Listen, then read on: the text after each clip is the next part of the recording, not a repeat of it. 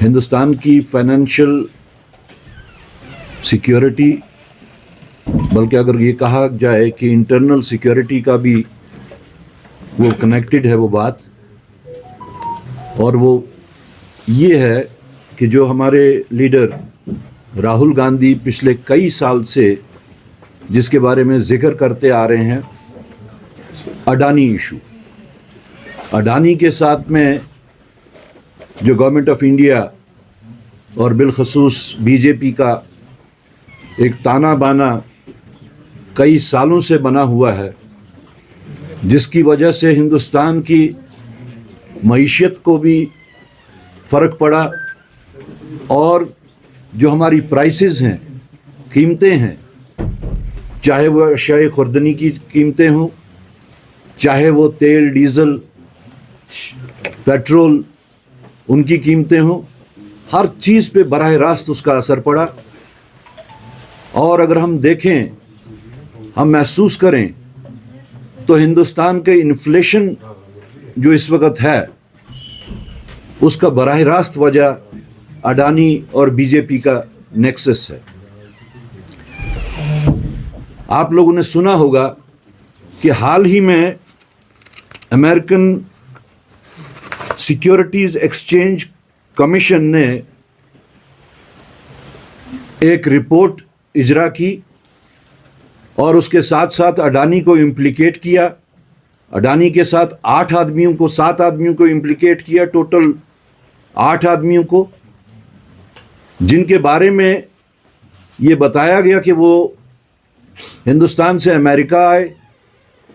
America में उन्होंने यहाँ पे सोलर पावर कॉन्ट्रैक्ट्स के वास्ते 2000 करोड़ ब्राइबरी और जो एक नेक्सस क्रिएट किया हिंदुस्तान में 4 स्टेट्स में, वो एग्रीमेंट्स करके और वहाँ से कॉन्ट्रैक्ट्स हासिल करके, जिसमें महाराष्ट्र, जिसमें आंध्र प्रदेश, छत्तीसगढ़, उड़ीसा, तमिलनाडु और आप हैरान होंगे जम्मू कश्मीर भी उसमें शामिल है। The acquisitions made by the Securities Exchange Commission, the US equivalent of SEBI, is that Gautam Adani and 7 associates orchestrated a 2,000 crore bribery scheme to secure high-priced solar power contracts in India. The US indictment alleges that between 2020 and 2024, Adani and his co-defendants offered bribes to Indian government officials to secure contracts projected to yield over 16,000 crores, that is equivalent to $2 billion in profits.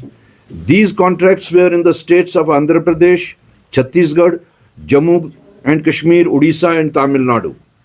It is noteworthy that while 4 of these states are ruled by opposition parties, Jammu and Kashmir was directly governed by the center under President's rule. Recent contracts for the overpriced solar power in BJP-ruled states such as Rajasthan and Maharashtra suggest a similar pattern.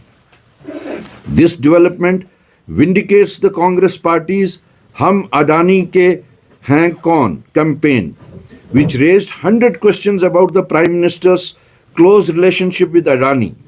It is evident that institutions tasked with investigating white-collared crime, that is SEBI, CBI, income tax, only failed to investigate Adani despite credible allegations, but have also seen their few investigations hailed by orders from higher authorities. Instead, these agencies have been misused to facilitate Adani's acquisitions of airports, ports, media companies, and cement plants under the Prime Minister's watchful eye. They have also been weaponized to target opposition politicians, dismantle opposition parties, and imprison opposition chief ministers. तो इसकी जो summary of events है वो इस तरीके से है. First, Adani went to US and partnered with a company listed in the US stock market, Azure Power. उसके बाद second, the plan was to set up solar energy projects in India. Big dreams were sold to American investors under the pretext and 25,000 crore was raised from them. Adani जब वहां गए एक azure company के साथ उन्होंने partnership की और 25,000 करोड़ रुपया उन्होंने अमेरिकन पब्लिक से वो रेज किया. However, problems arose in securing solar energy contracts in India as the electricity was expensive and no government was willing to buy. जब उन्होंने इन्वेस्टर्स से पैसा लिया वो इलेक्ट्रिसिटी जनरेशन का यहाँ पे उन्होंने शुरू किया, लेकिन कोई भी सरकार, कोई भी रियासती सरकार वो इलेक्ट्रिसिटी अडानी से लेने के वास्ते तैयार नहीं थी क्योंकि वो बिजली बहुत ही महंगी थी. अब कॉन्ट्रैक्ट वो कर चुके थे, पैसे वो रेज कर चुके थे अमेरिकन पब्लिक से, तो अब क्या किया जाए, कैसे वो बिजली लोगों तक पहुंचाई जाए. What happened next? 2,200 crore was given as bribes in India to politicians and bureaucrats. This money came from the funds collected from the American investors. तो जो 25,000 करोड़ उन्होंने अमेरिकन इन्वेस्टर्स से हासिल किया था, रेज किया था, उसी में से 2,200 करोड़ रुपया उन्होंने यहाँ पे बतौर रिश्वत पॉलिटिशियंस और ऑफिसर्स को दिया. When this case was investigated in the US by the FBI and the market regulator SEC, evidence of bribery in India and fraud against American investors came to light. तो जैसे ही वो FBI ने जब उनको शकूक पैदा हुए और उनको कंप्लेंट्स आई, तो जैसे ही उन्होंने इसको इन्वेस्टिगेट करना शुरू किया along with the जो उनकी मार्केट रेगुलेटर SEC है, तो ये बात सामने आई कि तकरीबन 2,200 करोड़ रुपया जो है अमेरिकन इन्वेस्टर्स का हिंदुस्तान में बतौर रिश्वत दिया गया. Now the US department of justice, अब उसके बाद में क्या हुआ, आज अब department of justice grand jury has filed charges and issued a warrant against Adani. जिस वक्त ये चीज सामने आई, जो वहां की ग्रैंड जूरी है उन्होंने अडानी और 7 लोगों के खिलाफ चार्जेस फाइल कर दिए हैं और 6 लोगों के खिलाफ उन्होंने वारंट भी इशू की है, जिसमें से गौतम अडानी, सागर अडानी जो गौतम अडानी का भतीजा है, हम्बल S Jain, Ranjit Gupta, Cyril Cabanes और सौरभ अग्रवाल. लेकिन एक साइड से अमेरिकन अथॉरिटीज ने वारंट इशू किए हैं और दूसरी साइड से अडानी साहब बिल्कुल फ्रीली हिंदुस्तान में आज़ाद घूम रहे हैं. This investigation ongoing for 2 years, 2 साल से ये इन्वेस्टिगेशन FBI ने की. Also revealed that Adani misled India's market regulator SEBI. जो यहाँ की मार्केट रेगुलेटर है SEBI, इस इन्वेस्टिगेशन से ये पता चला कि अडानी बदस्तूर SEBI को भी मिसलीड करते आए हैं. Ironically, while action is being taken in the US against lies and bribery, Adani remains completely safe in India under Narendra Modi's government.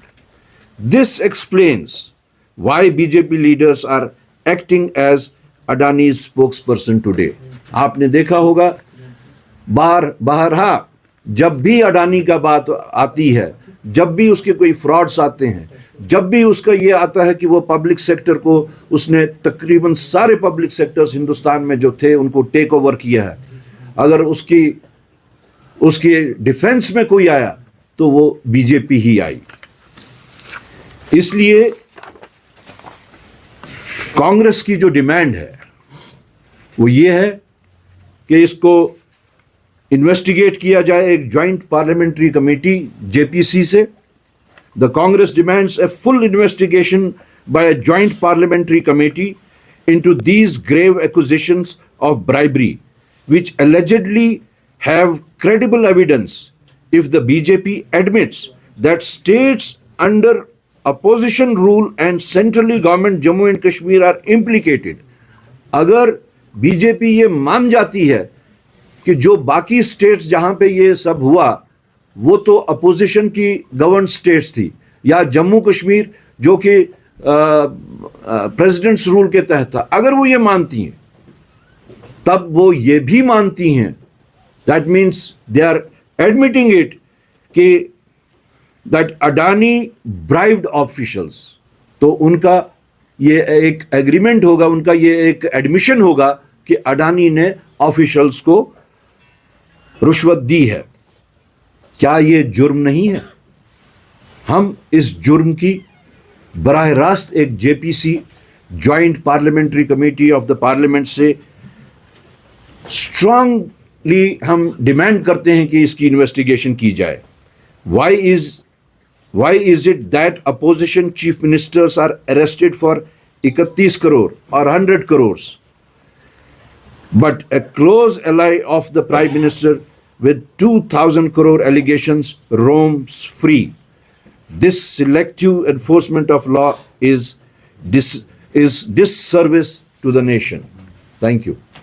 Sir, आपने जम्मू कश्मीर की भी बात की कि अडानी जो है वो डायरेक्टली उसमें इन्वॉल्व है, वो कैसे एलाबोरेट कीजिए.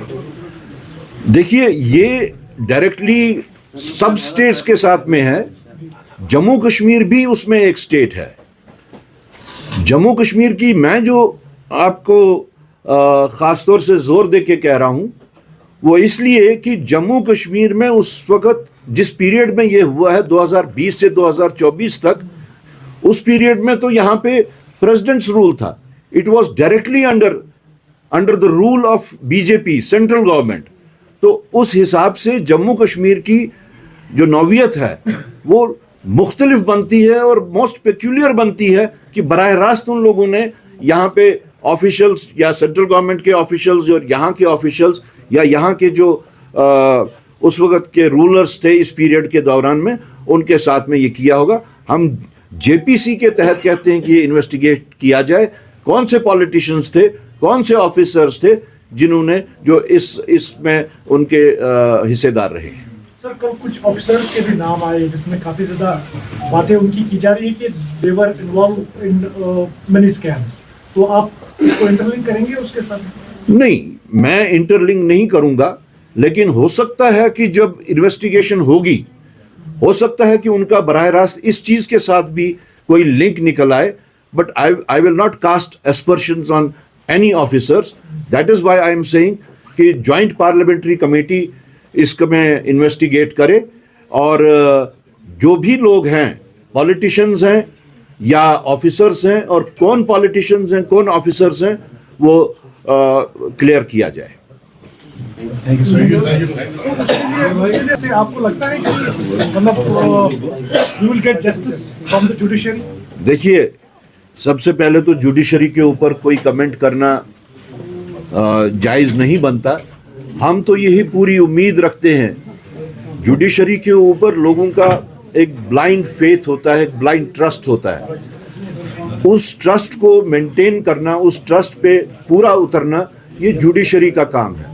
और हम भी उम्मीद करते हैं कि जुडिशरी जो लोगों के तवक्कात हैं, जो उनके ऊपर भरोसा है, उस पे वो पूरी उतरे, ऐसी हम उम्मीद करते हैं. तो इसके लिए क्या इन फ्यूचर कोई स्ट्रेटजी, कोई प्रोग्राम नेशनल कॉन्फ्रेंस ऑफ कांग्रेस की तरफ से कोई प्रोग्राम होगा इस घोटाले पे? नहीं, इस बारे में हमारी अभी उनके साथ में कोई गुफ्तो शनीद नहीं हुई है. लेकिन ये अभी का जो हम ये सामने लाए हैं, ये कांग्रेस की तरफ से जो डिमांड है that is exclusively from the Congress party, क्योंकि पार्लियामेंट का मामला है और हम इसीलिए ज्वाइंट पार्लियामेंट्री इसमें चाहते हैं कि जेपीसी बिठाई जाए.